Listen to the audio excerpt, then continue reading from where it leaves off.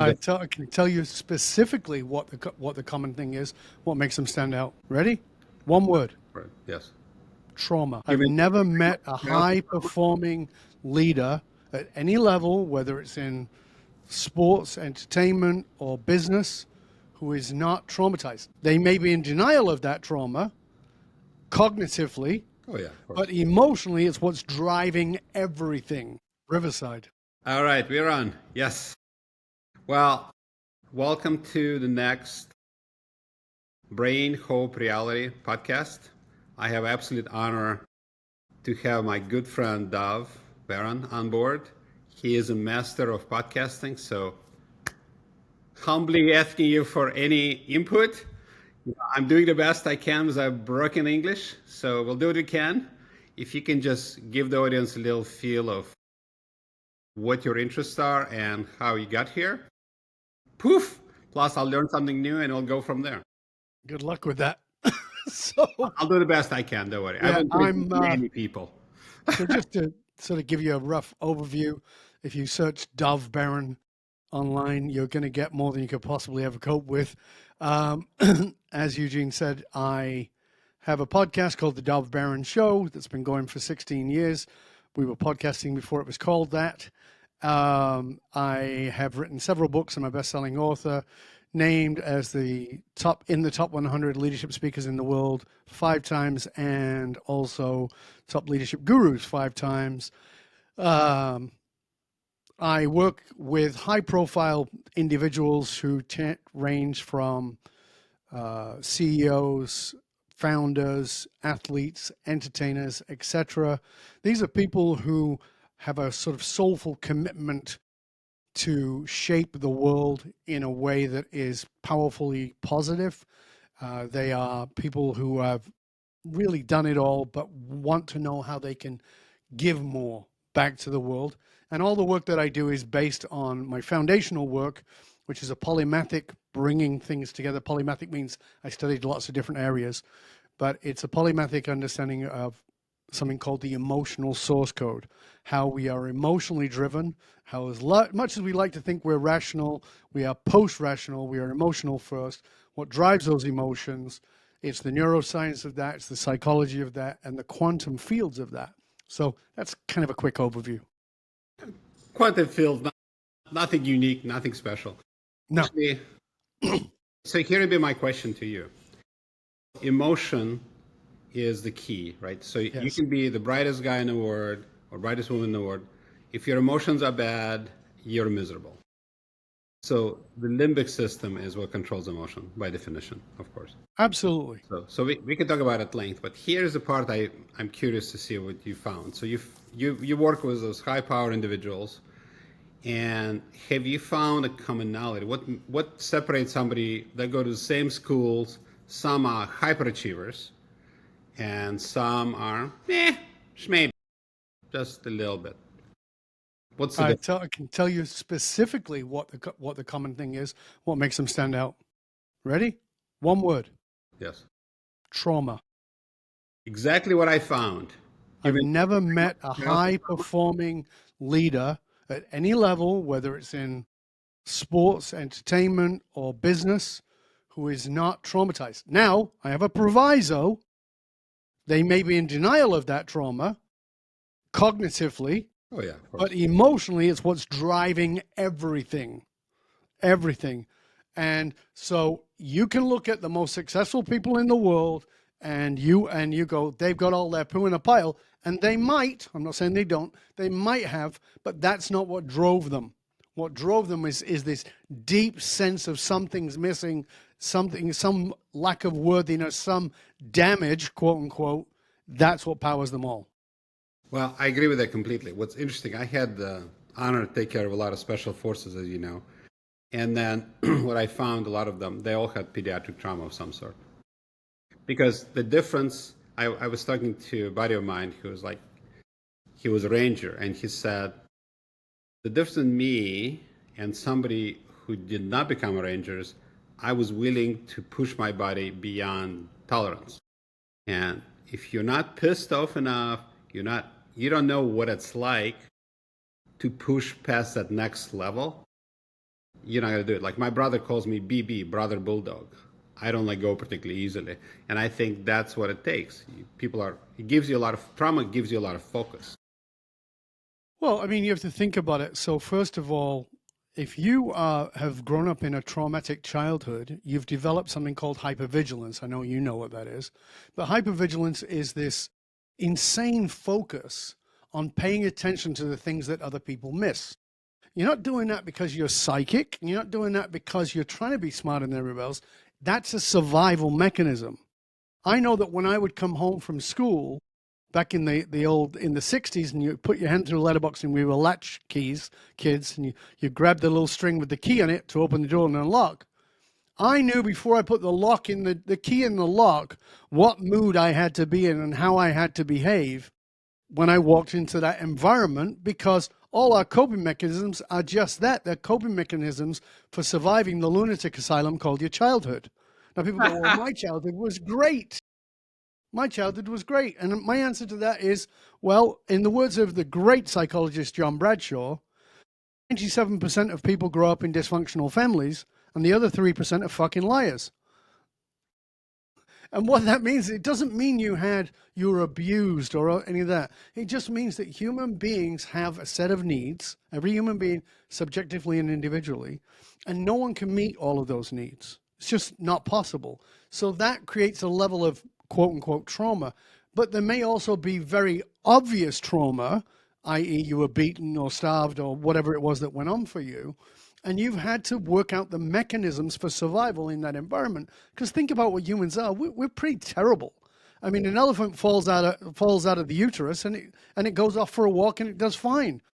Human beings, we're clinging to the boob, and to our mom for years and years and years. Some people 30 years and they're still living in a mom's basement, right? So Well, we're they not love the very, uterus at least. The good thing is I moved out of the uterus. thank God for that. But, And we're maybe not let go of very the food. independent. Maybe. Right. We're not very independent beings. And so we're working on these mechanisms, these survival mechanisms for being dependent. And so one of those is called attachment. And attachment, and this is really interesting, in attachment, we will choose proximity over safety. We will choose to be close to something, even if it's not safe, because that's more safe than what might be outside. It's fascinating.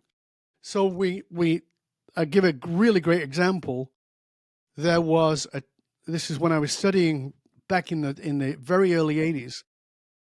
What was it? The monkey experiment, the two No, monkeys. not the monkey experiment, Go but ahead. it's similar. Tell me about But it. this is very interesting. So this experiment, what they did was, this was in a psychology document, a research paper, and it was about a woman in Texas who had had her child removed from her, and he was living, and the little girl was living with the father, Okay. right? And she was living with the father. The mother fought, got the kid back, but the father knew the mother was very dysfunctional, and he fought for 2 years to get his kid back. Couldn't get his kid back. Finally, somebody called child services.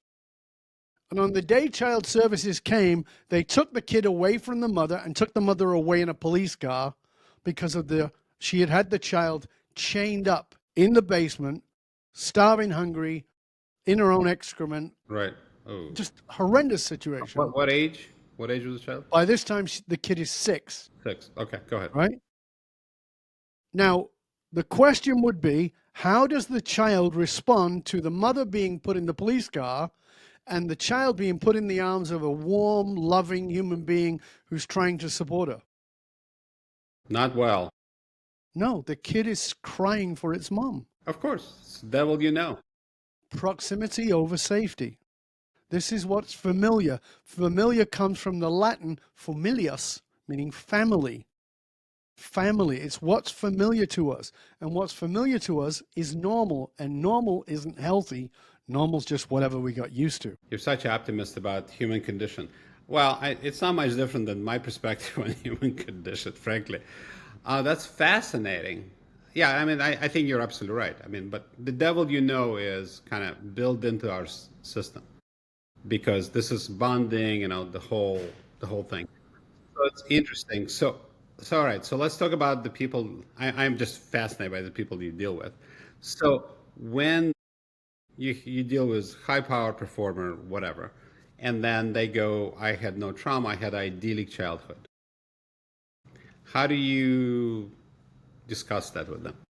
Well, I used to fight them, I'm sure that worked really well. and you can imagine how well that went. Not well at all. Next client. Goodbye. Goodbye now. Bye Bye. bye now. Yeah.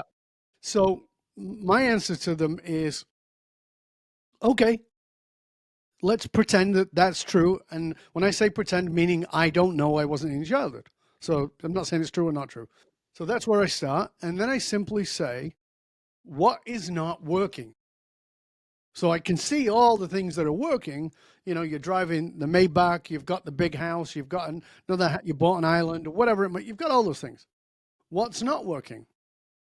And so they say, well, my relationship with my kids. Just, I'm making one up, of course, right? Yeah, My good. relationship with my kids. Why is that? Kids don't talk to me. Why is that? Because I've always been busy and I've always been working. So if you were to wave the magic wand and give your kids what they need, what would it be? And they go, well, I guess it would be that I spent more time with them and was more emotionally present. And they go, yeah. And I go, okay, let me ask you a question. And they go, yeah. I go, how badly did you need that when you were a child? Oh, tricky. So I'll give you an example. And this was actually a friend of mine who's now my biggest promoter, who's a surgeon out of the UK. And he's like, I don't believe in all this West Coast shit. I've been to Tony Robbins. I said, this has got nothing to do with that. It's not even close to that. He's like, well, I just don't believe in that. I said, okay. So he did that same process I just talked about. He did a fabulous childhood, blah, blah, blah. I said, well, what did your kids need? And he said exactly what he said, what I just given as an example.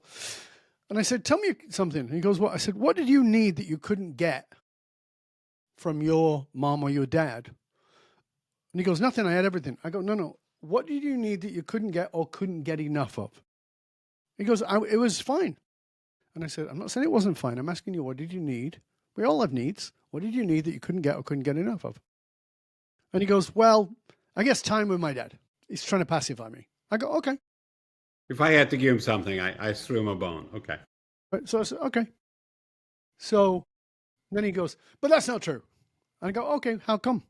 He goes, my dad and I went fishing together when I was a kid. And I go, oh, great.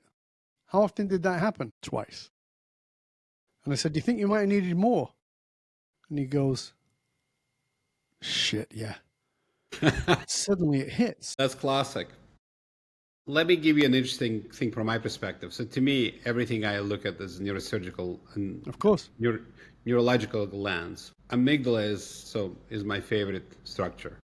Amygdala and hippocampus. So amygdala, this is more for the audience. Amygdala controls anxiety, fear, PTSD. Its job also is to be able to protect the individual. So Absolutely. that's prediction. So when you were talking about you need to be able to tell what kind of mood you need to be in, that's amygdala at work, hard Absolutely. at work. Then you got a hippocampus, which remembers normal memory. So I don't know if I told you the story, but it was a publication. So basically, this guy was working in Philadelphia, and he was working with people who had hippocampal infarcts. So he had short-term memory loss. So he met the same person many times the same day. Right? Every time it's a new person to them. So he showed a group of people happy movies. 3 hours later, they asked, how are you doing? Happy, ecstatic, doing great, thank you very much. Any idea why? Not a clue. Next day, shows them sad movies. How are you doing? Very sad. Why? Not a clue. So they do not remember the movie, watching the movie, but they remember the emotional impact. Yes. The point is there are two memories.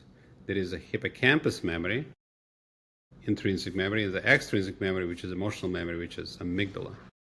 So when I did this, the second person I ever treated was stellate, shot a kid in the line of duty. He came home, tried to kill his wife. Horrible. Anyway, so I do the block. So he says, I remember the action. Before it was bloody and gory and color, emotion, all of that. That's gone. Now it's in black and white. So that's hippocampus working, but the amygdala is going, nothing to see here, I'm chill. If you think about it, that's pretty cool. That actually correlates extremely well with what you're talking about. But just the whole thing, in fact, one of those days I'm going to write an article. I want to call it Tale of Two Memories. Because Right. they're so distinct physically and so distinct what they do. So recent evidence they've been trying to figure out what happens when you cut the amygdala out in a rat. Cannot give PTSD to a rat. If a human being had an infarct of amygdala, no PTSD. That interesting. I just found it really It's fascinating. fascinating, and there's two pieces in this, and you and I have talked about this before, obviously off recording. But you talked about what's the difference between the person who goes to the same school, has the same sort of upbringing, one becomes very successful, one becomes right, and we talked about was trauma, right? So then let's go to the other side of that, which is who has PTSD. When two soldiers go to war and they're both in the same battle, and one comes back without it, one comes back with it, what's the difference? Trauma. It's already there from childhood. Right. It's got recatalyzed by the event, right? The other one may have had trauma in childhood, but to a much lesser degree, or has done something about it. And so this is something that has to be processed quickly, as opposed to something that's now triggered this waterfall effect of all the other shit that was not dealt with. This is what people don't understand, is they say, oh, that's my past. And I'm like, you have no idea. Your past is leaking all over your present and about to pollute your future. If you don't deal with it, it's going to keep leaking back. It's actually worse than that. So my grandfather was in Ukraine and all type of crazy stuff went on there. So he was traumatized. He gave those genes to my father. It's epigenetic transmission. Epigenetic transmission, Right? yeah. So you can have 2 or 3 generations. So actually we know it's Val 66 Val. So it's the gene that controls nerve growth of fight and flight nerves. They have figured out which one it is. There's substitution. Substitute math 66 math. It makes fight and flight nerves more sensitive to trauma. So the same people go to war, the same battle, the same fatalities. One just shakes it off, another one is disabled. And they have a 1,000-yard stare, whatever the current terminology would be. So isn't that fast? I mean, so Yeah, I had a multi-generational trauma thing is really fascinating from a Mhm. piece of research of how it also impacts not just at a trauma level, but I'm sure you know about the Dutch hunger experiment, That's right? how they figured out the Right. That epigenetics came from. right. So hold on a second. We got obesity 2 and 3 generations after the starvation of this great grandmother. What What the the hell Hitler is going on? basically was starving the Dutch people. Right. And that went down 2, 3 generations. That's Right. exactly right. And this is Yeah. where epigenetics started. Like I have a degree from 1980 in genetics. We had no clue. This was, but if you take the next level, connecting obesity, the ACE studies, ACE score, right? So ACE score predicts who is not going to lose weight. So the more trauma in childhood, the more weight you're going to keep. So all That's of it. that is there. And this is why I'm saying that people need to understand this, that your psychology, your neuropsychology, this is like these things are tied together, and you have to understand that. And so it's not about looking back and going, I have to blame my granddad for this. It is about what can I step into, and what would the challenges that we've been conditioned with this idea, and it's still very strong, is this is who I am. And I'm like, no, that's not who you are. Your genetics are not even who you are. Epigenetics says, no, this is your propensity towards. But if you marinate the meat in vinegar, it's going to taste different than if you marinate the meat in soy sauce. Well, hold on. I need to make a little more sciences than that. You've kind of lost me a little bit at that level. But just the point of No, you're what are right. you marinating in, and environmentally, I'm talking about. What No, are you environmentally? And so this is why the importance of changing environments is very important as well. You can't see yourself. If you're overweight and you're hanging around with everybody overweight, you're not going to lose weight. If you're overweight and you're hanging around with everybody who's focused on being healthy and fit, you've got a much better chance because your whole neurochemistry is going to change. Your biochemistry is going to change as well. The interesting part about epigenetics, you can reverse it. So if you treat PTSD successfully, the next generation may not get it. Right. So that brings us to my other big thing, the changed PTSD term to PTSI, post-traumatic stress injury. You know that. We've been talking about it. So actually, this is something that I've been asking for now, and we're working in that direction. Try and take a survey. If they change the name PTSD to PTSI, meaning it's real biological condition, I did a study on that in 2023, and it shows that if you change the name, there'll be less stigma, people will get more care. And people, in fact, I was at a big non-for-profit for fighter pilots, and they're still talking about invisible wound. So unfortunately, people still use that term. To me, it's invisible if you have the wrong scanner. If you have the PET scanner, MAG scanner, there's advanced scanners, you can actually see PTSI, post-traumatic stress injury, meaning there is a brain change, you could see it, and that's the whole thing. Because if people believe it's this weakness of the soul or something non-specific, and there's a price to pay. People with PTSD, men have sexual dysfunction, up to 85%. People men and women have heart attacks twice the rate, and so on. The point is, not diagnosing this is a massive problem. Exactly. So I mean, I think you have a more visual way of describing it, but it's kind of the same thing. Trauma is real. Being deprived of whatever. It doesn't mean you're starving. You could be living in a beautiful home, but you don't have the emotional connection. If you don't have the emotional connection, that part of you is always starving and it's not happy. I mean, you know this from the scientific research that, for instance, children in the womb who are twins are hugging each other. I didn't know that. That's interesting. Yeah, they touch each other.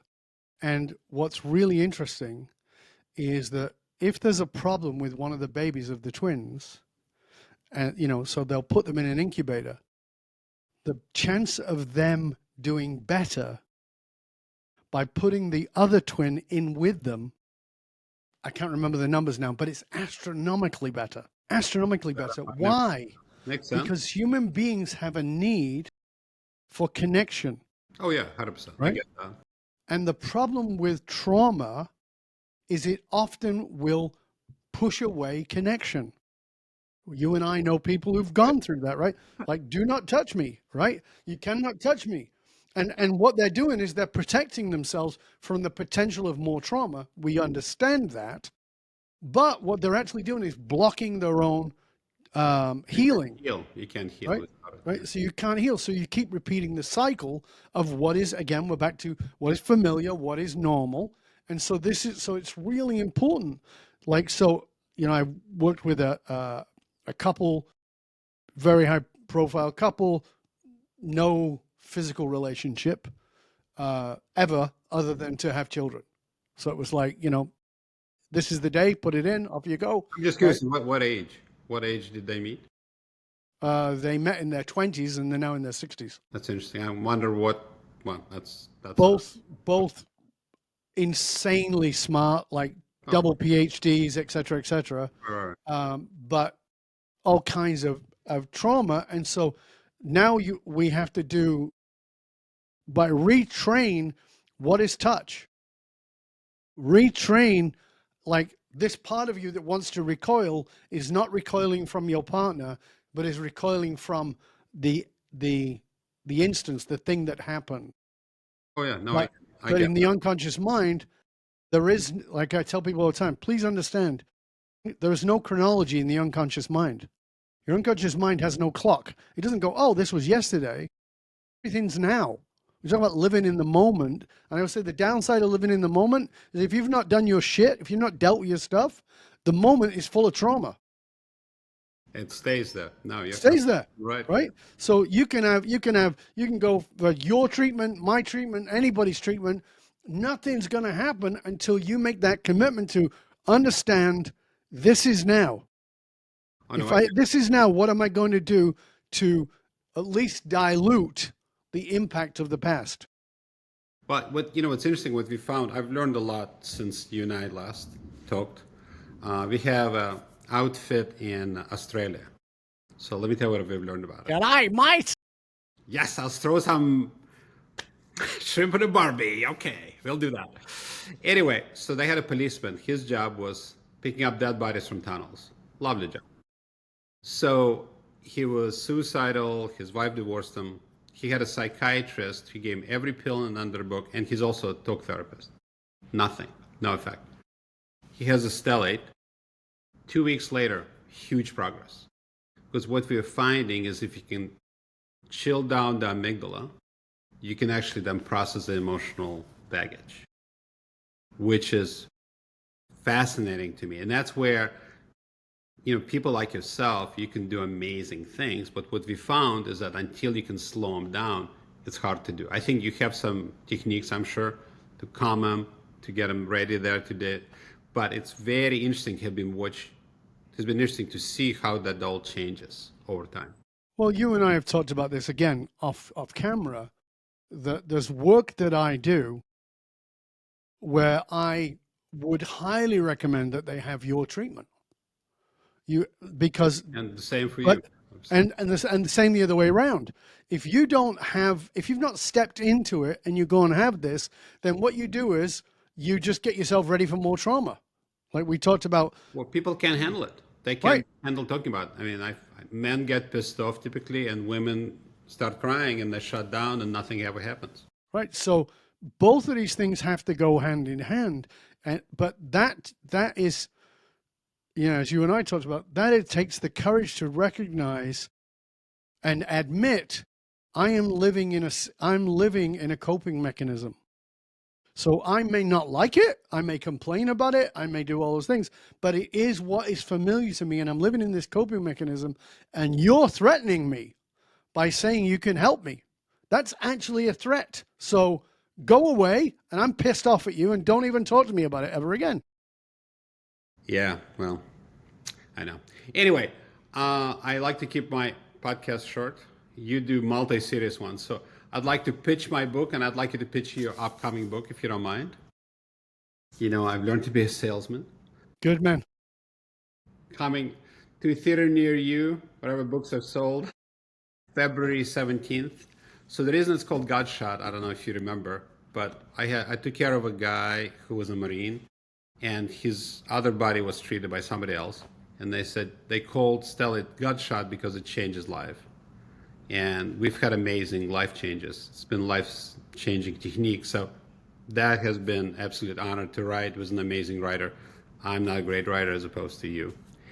And as a great lead-in, tell us about upcoming book. So people. Well, before I do that, I want to say that the work that you're doing, as we've talked about before, the work that you're doing is profoundly important. I want to encourage people to get your book so they can understand not just the neuroscience of it, but to understand the powerful impact of how this has changed lives. And as you know, I know several people who've gone through your process, and it's so powerful and so profound. But you have to make that decision as the individual that you're not just going for the shot, the God shot, but that you are committed to embracing a life that may have seemed impossible. Because in the framework you lived in, it is impossible. But once you have that treatment and you've hopefully done some of the work you need to do alongside of that, the transformation in your life is really quite spectacular. So I want to encourage you to get Eugene's book. And by the way, I also want to say, if you've enjoyed this podcast, please write to Eugene and let him know what you got out of it. You can write to me, Dov@dovbaron.com. I answer all my emails. But the reason I'm saying that is because I know the effort it takes to put together a podcast. And there's a lot of shit you could not possibly imagine. And it's a one-way street. So a lot of it's just going out and we don't get anything back.